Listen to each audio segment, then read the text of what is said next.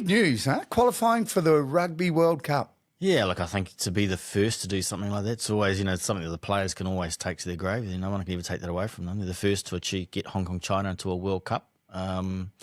Massive for a small union like ours, obviously. Been knocking on the door through superchargers for a number of years, but to finally get a pathway that's achievable and to do that is really satisfying, but bloody exciting too, with 2 years to go. So it's nice to have that time to plan. Yeah, that's amazing. So that's something we can really dive into, is that roadmap. Actually, today's October 1st, 2025. In October 1st, 2027 is day one. Correct. We'll be in exactly Australia 2 somewhere. years. Yeah, that's right. We'll be in Aussie somewhere. No hopefully way. Getting ready for match day. Yeah, and they haven't divided it into the 6 pools yet, have they? No, that comes in November. December they'll do that in Sydney. They'll put us into 6 pools and we'll know who we got. It's going to go on on your ranking. So obviously we're in the 23 or 24 or whatever it will be by that time. So we'll have one of those big teams in our pool, which is exciting. You're the massive challenge as well. Just on that, I had this moment, like, holy cow, we qualified for the Rugby World Cup in 2027 in Australia. South Africa's going, oh shit, or France. Yeah. You know what I mean? That's the reality of it. It could be South Africa and the All Blacks. Yeah. So in some ways thinking, the All Blacks is the Kiwi, you're thinking All Blacks, how good would that be? And then you're thinking, Jesus. But it's one of those things, you get two thoughts. Thankfully the first one's excitement, but look, what a great moment for a young rugby player to say, though, they've been to a World Cup and they played against the All Blacks or South Africa. South Africa, what are they, double last 2 World Cup winners, so to play them first up, how good. Man. What a privilege. Let's be honest. Okay, regardless of the outcome, the likelihood that Hong Kong's going to beat South Africa or New Zealand is quite small. Yeah, 100%. But what a privilege. Oh, that's exactly right. Yeah. Again, first time ever. Yeah. So, if you're one of those players, you go onto that park playing for Hong Kong, China against All Blacks, South Africa, whoever it may be, Ireland. First time ever. Mate, did you just get those chivets? Yeah, look, it's just so exciting, I think. As a rugby fan, it's massive, I think. And hopefully gives us some momentum going forward, and we want kids playing rugby. And this puts us on the map a little bit. Obviously Hong Kong's football dominated in some regards, to say, we're going to, 3rd or 4th major sporting event in the world. We've qualified, we've earned our place. Yeah. Let's get everyone excited about it. Hey, let's pause for a second. Tell me about you. My first question was, Andrew, why rugby? But then I went, we're from New Zealand. apart from the obvious answer, you're a Kiwi. Yeah. Why rugby for you? Look, I grew up in a household where, like a lot of kids in New Zealand, you get up at 2 o'clock in the morning to watch the All Black play England or Wales or whoever it may be, and your mum makes a cup of tea at half time and your dad throws something on TV if you're losing and cheers if you're winning. Typical. And Saturday mornings you're out playing rugby with your brothers and getting beaten up in the backyard. Normal type of growing up, playing in bare feet when you're 6 or 7, and it was just a natural progression, I guess. My brothers played soccer, actually, but I always played rugby at school and in the backyard, and so it was just a natural progression for me through high school to play rugby. Then when I left school and I went overseas and did all the normal things, So I just loved the game. What I loved about it. I was a pretty average rugby player. I did okay, but I wasn't a great rugby player. It was the camaraderie. I loved that room in the change room afterwards. Yeah, where you've won and you're celebrating, and even that loss, because you're taking it all together. You take those tough ones together as well, and you take that jubilation together. All my friends through school were guys I played rugby with. Yeah. So it was something, the game gave me so much. It was always going to be an easy one for me. I was a teacher by trade, so morphing into coaching came, was one of those things I guess was pretty easy and slid into. Coaching itself's not easy, but that progression into it was. Yeah. There's been a lot of learning along the way, obviously, and you learn from failure and all those sort of things. But what I loved about rugby was it didn't matter how good I was. If we weren't all pulling in the same direction, we couldn't succeed. In football, you've got the Maradonas and Ronaldos, and they can carry a team. Rugby doesn't work that way, because if I'm not working hard, we can't succeed. We're not all working for each other. It doesn't succeed. And that's the difference between it and, I reckon, football. Even if you look at American football, you got the best quarterback on the park, you got a decent chance. Rugby doesn't work that way. You can have Dan Carter, but if you're not all working hard for each other, it doesn't matter. That's the beauty of it. Also, the beauty of the game, because it is, now it's classified as a collision sport, where it's a contact, rough, physical sport. And you just said how if you're not putting in, but what's great about it is that brotherhood that's formed through adversity, through training, because you can't play the game if you're not in good shape. So it demands a certain type of discipline in order to have fun with your mates or your brotherhood. Even you hear players speaking about now and saying exactly what you did. They're my brothers. You know, when you listen to the rugby league or the rugby union interviews with the players, it's a brotherhood. Yeah, it's interesting because that word's used a lot, isn't it, in collision sports like rugby, and the best teams actually live that. Yeah. A lot of people talk it, but the best ones, they live it. Like, I think if you talk to Penrith Panthers, I'm pretty sure Oh, my God, they live it. You know, the All Blacks live it. South Africa, I'm sure, do as well. But it is unique because you are throwing your body into some pretty dark places at times, and the work that goes beyond, you know, you're right, through that adversity. And when you go through those dark trainings where you just put through torment, it brings people together. Yeah. You hate it at the time, then afterwards you love it.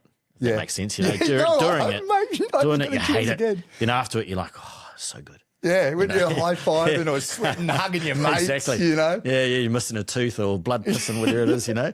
And that's the uniqueness of it, I think. Yeah. You know, and you can't really be a prima donna because you get punched in the head. So it knocks that sort of ability out of you. Do you know, I sometimes say that both my kids grew up playing rugby union here in Hong Kong, and my daughter stopped after came contact. She was in it for the sisterhood. And my son loves the game. And one of the things when we're talking about, I was a rugby league player, pretty average rugby league player, but I loved the game. And I love rugby union as well. But I always say to my boy, one of the things I love about contact team sports, in particular rugby league, rugby union, I found it's a new word, a good dickhead emitter. Because if you're going on like an idiot, your mates go, stop going on like a dickhead, will you, mate? Like 100%. Brotherhood. And you get isolated so quickly, don't you? Pull your head in. Yeah, if you are a dick, you're isolated so quickly in a sport like rugby where you can't. You got to. I mean, you can have uniqueness. I think that's the beauty of it. You can be quirky or unique and a bit different, but if you're an absolute idiot, you get found out really quick. And there's usually a leveler on the opposite team. 100%. You know? There's always a dark corner where that can go in and some ruck or more. And that's, I think even those quirky individuals, you know, they always find their place in rugby. But, you know, generally they're good people, if that makes sense, and good teams. It does. You get the odd wanker, but it's a rarity. They stand out. Yeah. They stand out, those people. Yeah, especially when you develop that brotherhood that we spoke about, that it's really hard to thrive as a dickhead in that environment. Well, I mean, a number of teams have that, the no dickhead rule. It's a pretty common word that goes around teams now, but, you know, you do kind of have to live that because your culture now is so important. Yeah. Every team's big and strong and fast. Every team knows nutrition, mental skills we talked about. Every team delves into those types of things, but your ability, like I said, to actually want to work hard for you because I want you to succeed as much as I want me to succeed. You know, that's the uniqueness of what I think separates the best teams from the teams that aren't probably performing as well as they should. Yeah. You know, I can't remember what episode number. I interviewed this guy. His name was Damien Brown. He was the jockey. No, that was another guy. That was a Hong Kong guy. He's Hong Kong's most successful jockey, that guy, Zach Burton. Yeah. Anyway, but Damien Brown was a professional rugby player, played all throughout Europe and won the Heineken Cup. He was an extremely successful big rugby union player. And then he transitioned out of rugby, and guess what he did? He did the Marathon des Sables, the world's toughest race, according to it. Anyway, he just passed a comment on the transition outside of rugby, being a professional rugby player. I think it was for 15 years. And then he transitioned out into other. And now he's an extreme adventurer. He just does crazy shit. As a big man, rode across the Atlantic Ocean by himself, and he can't swim. You know what I mean? So that's an indication of the type of bloke he is. Anyway, he passed a comment once, he said, what are you going to do now that you're in real life? Now that you're not playing rugby union, professional rugby union anymore, welcome to real life. And he just so eloquently said, you think this shit is for real? He said, you get on a rugby pitch and I'll give you real life because you are so present because of the consequences that come with the game, the teamwork. It was just such a beautiful observation of real life. Yeah. In a comparison to a collision contact sport such as rugby. It's only a sport you're going to do if you love it. Yeah. Why would you play rugby if you don't enjoy it? Yeah. I had facial reconstruction surgery from playing rugby league. Yeah. And then I went and played again because I just loved it. That's exactly it. It's a sport. You only play it because you love it. Yeah. You're not going to step on that pitch otherwise. Tell me the moment for you where you went, you know what? Because you were the coach of the Yep. Hong Kong China Rugby 15s team. Yep. And you did some coaching with the women's team as well. Yep. But what was the moment where you just, as a school teacher, what was the moment where you went, you know what, I'm going to devote myself to being a rugby coach? Was there a moment?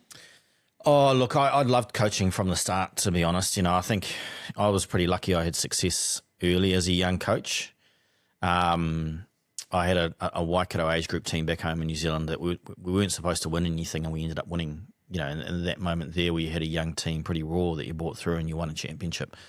I kind of knew then that this is something I really wanted to do. At that stage, my teaching career, I'd just become a young deputy principal of a school. And then I had a bit of adversity the next year. John Mitchell was the Waikato coach at the time, and he said, look, can you come and do the Waikato development team, which was the second team, work with him, and you know, basically the players that doesn't play for the NPC team, they'll come back and they'll play for you, and we work together. And Mitch at that time had just been the All Black coach. He'd just gone down to do Waikato.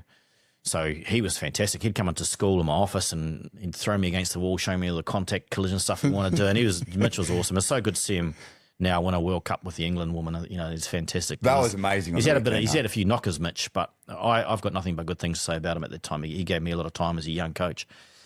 But anyway, just before that season started, he got the job at the Western Force, their first ever coach in Super Rugby. And Warren Gatlin came in, and the two couldn't have been more different. Whereas Mitch was so giving with his time, Gats didn't really want to know. You know, he'd just come back from Wasps. He's at Waikato.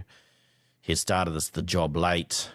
He didn't really want to give me much time because his time was going to be devoted to trying to get his NPC up to speed. So we didn't really talk. And neither team succeeded that year. And that sort of knocked me a little bit, as whether do I really want this, you know, coaching wise? You know, you sort of, as a pretty impressionable coach, and you heard this guy Gatlin come in who was supposed to be, you know, one of the world's best, but didn't treat you like one of the, you know, like the person you thought he would, after having a guy like John Mitchell who treated you, couldn't give enough of your time to try and make you a better coach. So that was, at that stage, Gat said to me, the only time he really ever talked to me, he said, if you want the job next year, you're going to have to reapply. And you know what that means. You can read that right on the wall. High five, brother. 100%. And my team had actually finished 5th on the table. His team had finished 7th. So I thought, well, anyway, I decided to go and coach my local club, and I won 2 club championships in a row. So the love of coaching came back straight away, and nice. It was a good way to raise a middle finger to somebody that had doubted you, you know. So that was where I knew kind of I wanted to go. We can do that right now if you want, mate. Yeah. It was good. It was a good feeling. Yeah. That was a really good feeling.